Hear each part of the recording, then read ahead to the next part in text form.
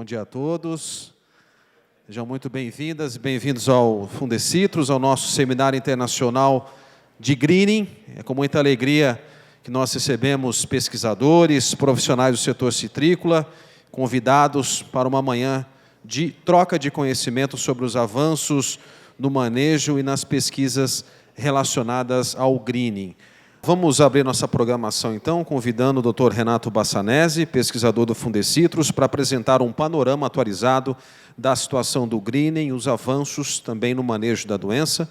Renato Bassanese é mestre e doutor em agronomia, área de concentração em fitopatologia pela Exalc-USP, participou do Comitê de Especialistas em Greening da Organização das Nações Unidas para Alimentação e Agricultura e recebeu importantes reconhecimentos, incluindo o Prêmio de Engenheiro Agrônomo da Astricultura em 2013 e o certificado do Departamento de Agricultura dos Estados Unidos por contribuições ao manejo do greening. No Fundecitrus, coordenou as áreas de fitopatologia e de greening entre 2017 e 2023. Desde 25, é vice-diretor do Centro de Pesquisa Aplicada em Inovação e Sustentabilidade da Astricultura. Seu trabalho concentra-se em epidemiologia e controle de doenças dos citros. Renato, por favor, bom dia. Bom dia a todos. É um prazer estar aqui com vocês para contar um pouco mais da situação do greening no estado de São Paulo, no nosso cinturão citrícola, baseada nos resultados do levantamento que nós realizamos de abril até agosto desse ano. Tá? E um pouco do avanço que a gente teve nos manejos. Só para lembrar, hoje, o HLB, o greening, ele está localizado nos estados, reportado já no estado de São Paulo, Minas Gerais, norte e noroeste do Paraná, e mais recentemente foi relatado em Santa Catarina, Mato Grosso do Sul, né? O Mato Grosso do Sul ainda é em pomares não comerciais, né? Em plantas de fundo de quintal, e Goiás, né? É o relato mais recente que a gente tem da expansão do greening no nosso país. Se a gente olhar aqui o histórico da evolução da incidência, né? Que são essas bolotas aí em laranja, e a evolução da severidade do greening no nosso cinturão citrícola, que compreende o estado de São Paulo, mais o sudoeste e o Triângulo Mineiro, né? A gente vê que a doença ela vinha crescendo devagar, né, de 2017 até 2020, vinha num crescimento devagar, uma taxa aí de 1 ponto percentual por ano, 1 a 2 pontos percentuais por ano. Mas a gente percebia que, ao longo do tempo, a gente estava tendo uma grande manutenção das plantas doentes nos pomares, né, algumas falhas no controle do psilídeo, a adoção de práticas que aumentam a produtividade, mas aumentam também a brotação das plantas, abrindo janelas para a infecção dessas plantas, né, como poda, irrigação, melhor nutrição, adensamento, que exige mais poda, tudo isso aumenta a brotação, que aí favorece a infecção pelo psilídeo infectivo. Nós tivemos climas favoráveis em alguns anos, para ocorrência tanto da bactéria como do psilídeo, e o plantio também, né, de renovação de pomares em áreas que já estavam bastante contaminadas. Isso tudo acabou favorecendo o aumento da doença. E, a partir de 2020, a gente começou a ter um problema muito sério no controle do psilídeo, que promoveu um aumento muito grande do psilídeo ano após ano até 2023, que foi o caso da resistência do psilídeo aos inseticidas piretroides e neonicotinoides. Isso fez com que o controle que estava sendo realizado nas propriedades, em relação ao psilídeo, não fosse tão eficiente, e com o aumento de plantas doentes dentro dos próprios pomares, acabou tendo a criação do psilídeo em plantas doentes, o aumento da população de insetos infectivos, e aí, com isso, um grande aumento a gente percebeu aqui a partir de 2022 para 2023. Tá? E isso, né? E hoje essa aqui é a situação atual. Então, a gente tem 5 regiões do estado, que a gente pega a região de Limeira, Porto Ferreira, Brotas, Avaré e Duartina, acima de 60% de plantas infectadas, região de Altinópolis e Bebedouro, com acima de 45% de plantas com sintomas, né? Então, mostrando um aumento bastante grande também nessas regiões mais ao norte. A região de São José do Rio Preto foi um grande aumento que a gente percebeu, né? A hora que olha ali, a gente tinha 17%, passou para quase 34%, e a região de Itapetininga, onde tinha 15%, foi para 28%. Praticamente dobrou de um ano para o outro nessas duas regiões, que eram consideradas regiões de extremos, né? em Itapetininga, no extremo sul, São José do Rio Preto, na região noroeste. Mas a gente ainda tem 2 regiões em que a doença é bastante, vamos dizer, ainda se permanece tranquila, com incidência bastante baixa, que são as regiões de Votuporanga, em torno de 3% de plantas doentes, e a região do Triângulo Mineiro, com 0,3% de plantas doentes.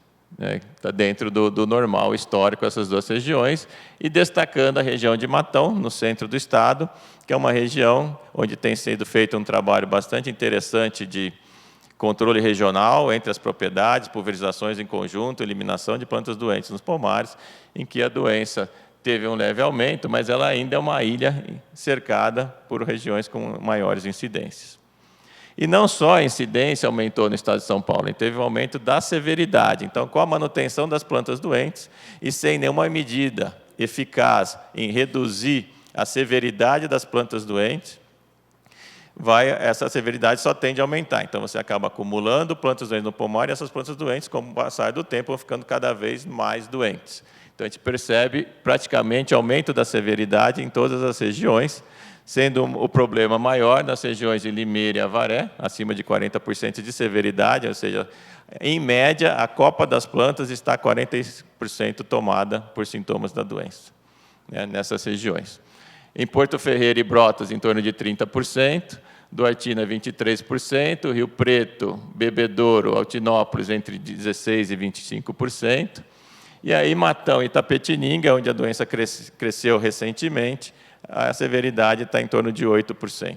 E nas regiões limítrofes ali do norte e noroeste, Triângulo Mineiro e Votuporanga, abaixo aí de 1,5%. Uma severidade bastante baixa, com impacto em produção bastante limitado por causa do green.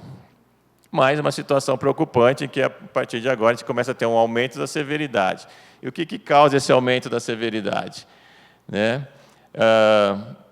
Em relação, se a gente olhar uma visão geral do estado de São Paulo, seria praticamente isso aqui. Quem representa o estado como um pomar de 100 plantas, dessas 100 plantas, 47% estão doentes, estão com sintomas de greening, em diferentes níveis de severidade, sendo que 22,5% dessas plantas apresentam níveis de severidade acima de 50%. Tá? A severidade média desse cinturão citrícola nosso, em torno de 22,7%.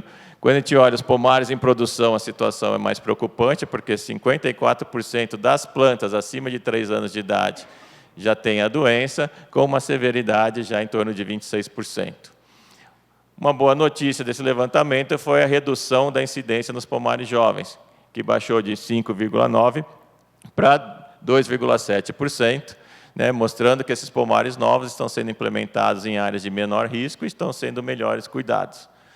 Então, a gente tem ainda uma incidência bastante baixa em pomares de formação de 0 a 2 anos.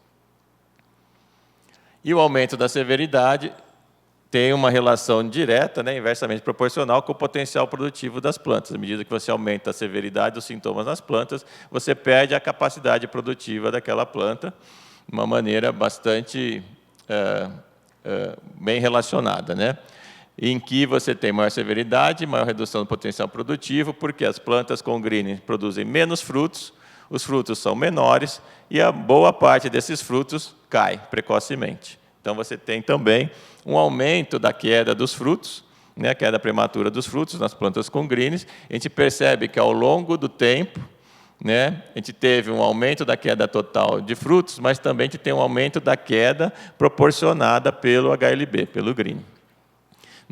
Nesse ano, nós estamos estimando em torno aí de 12% de queda só por causa do green. Esse número já passa mais da metade da queda causada pela própria doença. Então, a gente está numa situação não muito confortável, por dizer assim. Tá? A gente precisa estancar essa queda por green. E isso a gente só consegue tendo plantas sadias. Pelo menos até agora, a não ser que nossos colegas aqui nos provem mais no futuro que a gente realmente tem uma cura para o greening, a gente tem uma tendência de aumento da severidade. A boa notícia, como o Juliano comentou, nos 2 últimos anos, nós conseguimos corrigir o problema da resistência dos inseticidas, em que boa parte dos citricultores passou a adotar a rotação dos modos de ação dos diferentes inseticidas, o que ajudou bastante na redução da população do psilídeo, né? E com essa redução na população do psilídeo, nós freamos o crescimento da doença, né? Nós não reduzimos ainda a incidência nos pomares, porque para reduzir a incidência é só com a eliminação de plantas doentes, senão você só vai acumulando plantas doentes. Mas reduziu a velocidade de aumento da doença, né, de maneira bastante considerável. A gente tinha tido um aumento de 56% de 22 para 23, depois nós reduzimos para 16% esse aumento, e agora é somente 7% esse aumento. Então, a tendência é que a gente, se mantiver o controle rigoroso que está sendo feito agora, né, esse plantio em áreas novas, nós consigamos estabilizar essa curva e, no médio prazo, reduzir também esse problema da doença. E quais melhorias que nós tivemos em relação ao controle, então, nesse período? Nós entendemos que não adianta só matar o psilídeo. Não é só matar o psilídeo, conseguir matar 80% do psilídeo, conseguir matar 90% do psilídeo. O que a gente entendeu é que o período crítico é o período de brotação, em que a gente tem que proteger os brotos nesse período de brotação. Isso está diretamente relacionado com o intervalo de aplicação. Um broto em crescimento precisa ser protegido mais vezes durante o seu crescimento, porque não tem nenhum inseticida com ação sistêmica que vai acompanhar o crescimento do broto. Então, a gente vai trabalhar mais com o intervalo de aplicação. Com a identificação do problema de resistência dos psilídeos aos inseticidas, né, houve todo um trabalho de identificação de quais moléculas estavam resistentes. Então, estava resistente aos neonicotinoides, aos piretróides e à malationa, que é um organo fosforado. Mas nós tivemos opções para fazer a rotação, tá? E aí foi estabelecido o sistema de checagem da eficácia e eficiência dos inseticidas. Então, essa ferramenta do Avalia Psilídeo, que hoje é disponível para todos dentro do site do Fundecitos, é uma ferramenta muito importante para tomar a decisão de quais inseticidas estão performando de uma maneira adequada no controle do inseto. E aí você estabelece o seu programa de rotação, a sua compra de inseticidas baseada nisso, para cada região onde está presente. E a boa notícia é que nas áreas de expansão, onde a citricultura ainda não é muito grande, né, nessas áreas, todos os inseticidas estão funcionando de maneira correta, inclusive os piretróides e os neonicotinoides. Então, né, é muito importante que se faça a rotação desses produtos nessas novas áreas, para que essa população de psilídeo resistente aos piretróides não seja selecionada também nessas áreas novas, tá? E também se estabeleceu um manejo de resistência, buscando um controle complementar às ninfas que sobram após uma pulverização, para você não selecionar aquela população que sobrou para aquele determinado inseticida. Então, também o Marcelo estabeleceu aqui trabalhos com uso de óleo mineral, inseticidas reguladores de crescimento, biológicos e botânicos. Então, a gente tem alternativas também para esse manejo da resistência e para reverter esse processo. E uma outra ferramenta bastante importante que a gente teve foi a integração do caulim processado junto ao controle químico do psilídeo. O caulim funcionando como uma camuflagem, uma repelência, um dificultador do psilídeo encontrar a planta para se alimentar. Então, essas três práticas foram bastante importantes. Além delas, nós tivemos, reconhecendo que a borda é o local de chegada do psilídeo, outras estratégias foram estudadas e acabaram sendo implementadas pelos citricultores, que é o plantio em grandes áreas, o plantio dessa faixa de borda, os primeiros 200 metros dos pomares, de uma maneira mais adensada, e com o plantio paralelo à divisa, que facilita toda a operação de pulverizações mais frequentes, né? Plantio de combinações mais vigorosas nessa área de borda para atrair mais o psilídeo, concentrar o psilídeo só nessa área de borda, não deixar ele mais para o interior do pomar. E se mostrou que o plantio isca poderia ser uma alternativa, desde que não tenha resistência aos neonicotinoides na área que você está plantando, porque você necessita ter pulverizações frequentes em cima desse plantio isca.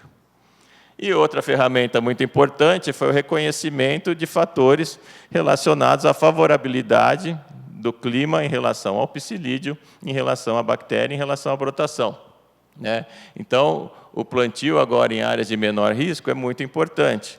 Isso você aumenta aqui, ou seja, em áreas que você tem um manejo regional, que você consegue trabalhar coletivamente com os seus vizinhos, de maneira cooperativa e simultânea, ou buscar por áreas isoladas, se você não conseguir trabalhar com os seus vizinhos. Nessas áreas, você implementar as ações externas de redução de inóculo, ou seja, eliminação de plantas de citros não comerciais ao redor da sua propriedade, num raio de 3 a 5 quilômetros, isso é bastante importante.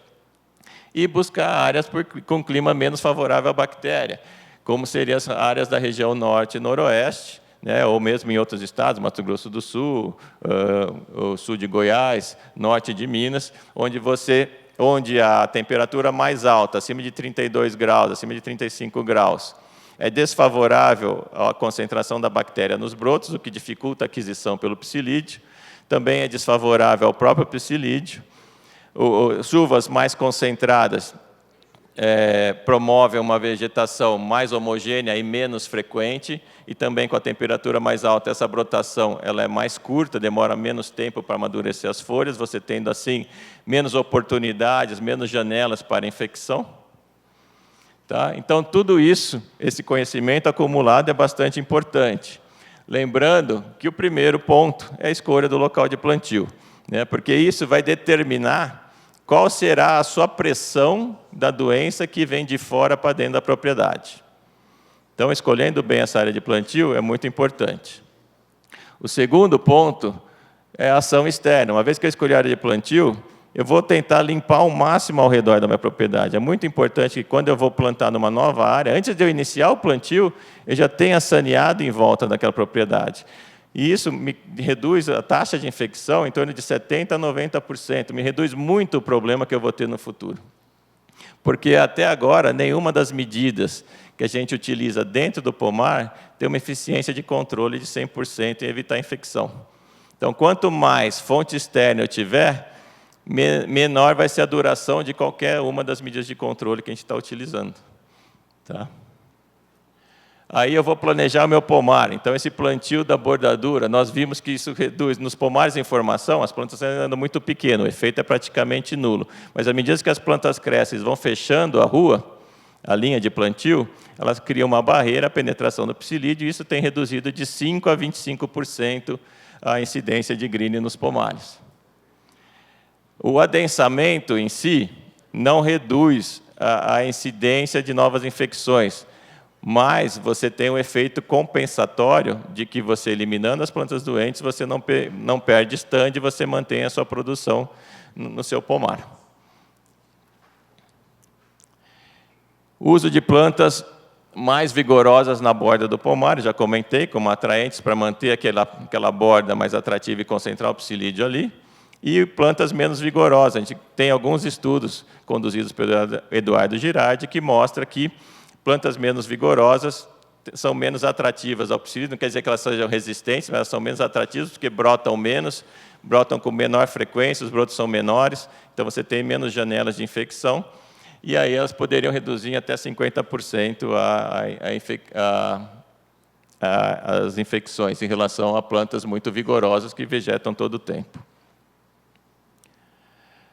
Instalando o pomar, uso de sistêmicos, quando o neonicotinoide não tiver problema de resistência com os psilídeos. Isso mostrou já que reduz em 50% a taxa de infecção, 3 a 4 aplicações durante do final do inverno até o final do verão. É uma ferramenta bastante importante que deveria conservar a viabilidade dos inseticidas sistêmicos. Se você tiver problema de resistência, você pode apelar para a tela coberta, isso poderia, não tendo problema dessa tela voar, rasgar, tiver problemas dentro do pomar, isso poderia proteger os pomares até 2 anos, com uma eficiência bastante alta.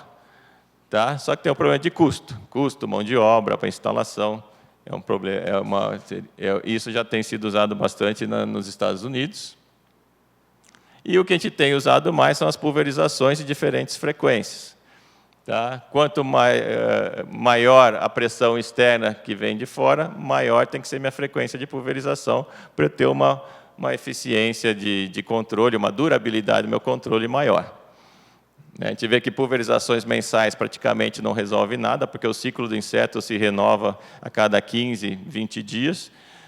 Pulverizações quinzenais já tem uma redução de 20% a 30% na redução da taxa de infecção, semanais de 40% a 60%, e a gente tem alguns experimentos mostrando que 3 a 4 dias você conseguiria uma redução em torno de 80%. Só que isso é viável ou não, isso aí precisa pôr na ponta do lápis. Aí, o uso do Caulin, reduzindo a dose para 1,5% a 2%, é também uma ferramenta que deve ser integrada ao manejo, mostrando que consegue, os estudos do Marcelo mostraram de 40% a 52% a redução da incidência de greening em experimentos conduzidos de 3 a 4 anos no campo.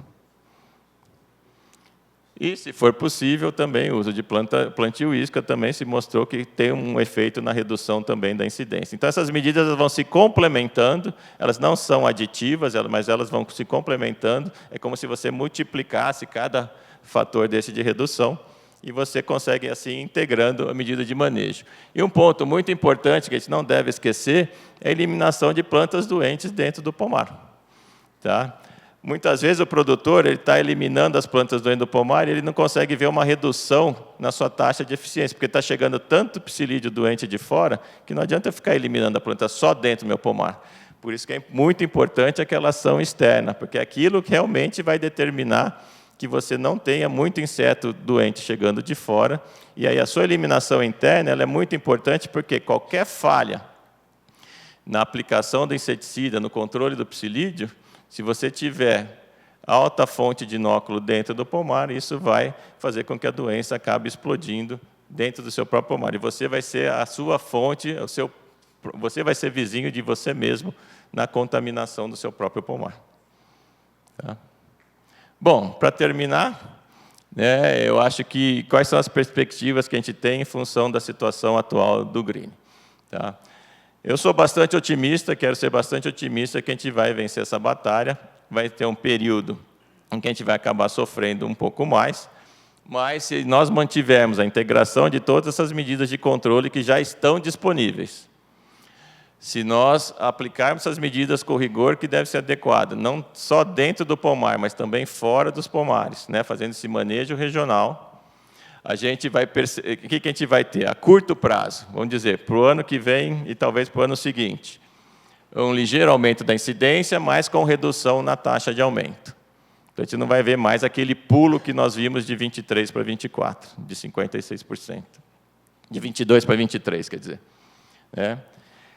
Sem eliminação de planta doente, a gente vai continuar ainda vendo um aumento na severidade da doença dentro dos pomares. Com o aumento da severidade dentro dos pomares, nós vamos ter uma maior taxa de queda de frutas acontecendo e uma menor produtividade desses pomares ao longo do tempo.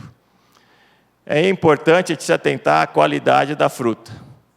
O greening, por si só, ele já reduz a qualidade da fruta. A fruta vai ter mais limonim, vai ficar mais ácida, vai ficar mais amarga, e a gente não consegue fazer um suco de boa qualidade com uma fruta ruim. Então, esse é um ponto de atenção muito grande que a gente tem que pensar. O greening, se eu tentar segurar o fruto doente na planta, eu vou acabar levando esse fruto doente para a indústria. Se eu quiser reduzir a queda de fruta da minha planta por causa do greening, o que eu vou fazer? Eu vou colher antes, porque se eu demorar muito para colher, vai cair tudo a fruta. E aí, colhendo antes, eu não atinjo o ponto de maturação ideal. Então, é um problema que a gente pode ter, que foi muito típico na Flórida. Eles começaram a colher a fruta muito antes, e você acaba perdendo qualidade, além do aumento da doença. Então, é um ponto de atenção que a gente vai sentir nos próximos anos. Nas áreas com altíssima incidência de greening, vai ser difícil implementar novos pomares pelo risco, então vai ter uma tendência de diminuição dessa área de sítios ao longo do tempo. À medida que esses pomares foram ficando improdutivos e inviáveis economicamente, esses pomares vão saindo. Tá? E o que a gente vai ver é o que a gente já está vendo, novos pomares sendo implementados em áreas livres da doença, em áreas mais distantes da fábrica, em áreas mais isoladas, ou que se consiga ter um manejo coordenado entre os produtores daquela região. A médio prazo, mantendo a integração das medidas de controle e o rigor na aplicação dessas medidas de controle, eu imagino que nós teremos uma estabilização ou até uma redução na incidência da doença dentro do cinturão citrícola. Tá? Porque os pomares improdutivos altamente afetados devem ser removidos ao longo desse médio prazo. Tá? E o rigor no controle do inseto vai ser aumentado, e aí a gente vai ter uma melhor performance aí em evitar novas infecções, e com isso, ao longo do tempo, a gente consiga reduzir a infecção. E a nossa produção, que poderia cair no curto prazo, ela pode ser mantida quando essas novas áreas, né, que forem mantido o rigor na erradicação das plantas doentes e no controle do psilídeo, entrarem em produção. E aí a gente conseguiria, então, voltar a patamares mais estáveis de produtividade e também de qualidade de fruta. Tá? Então, essa é a mensagem que eu queria passar para os senhores, de maneira rápida. E, pensando no futuro, eu vou deixar para os nossos colegas responder, né, o que a gente tem a longo prazo. Né, as plantas resistentes, as plantas com os peptídeos, né, ferramentas para curar essas plantas doentes. Então, eu vou passar a palavra para os nossos convidados do dia, né, que são mais importantes do que eu hoje. Tá? Então, muito obrigado pela atenção.